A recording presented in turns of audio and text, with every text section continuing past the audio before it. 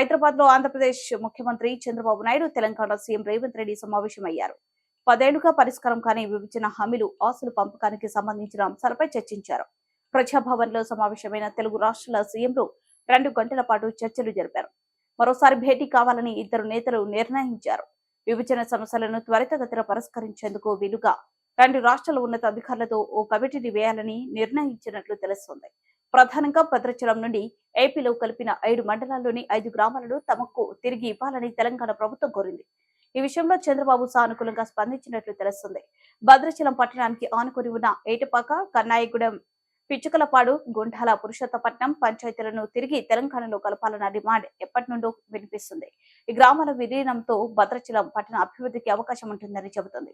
అయితే ఓ రాష్ట్రంలోని ఈ గ్రామాలను వేరే రాష్ట్రంలో కలపాలంటే కేంద్రం అనుమతి తప్పనిసరి. కేంద్ర హోంశాఖకు లేఖ రాయాలని సమావేశంలో నిర్ణయించారు.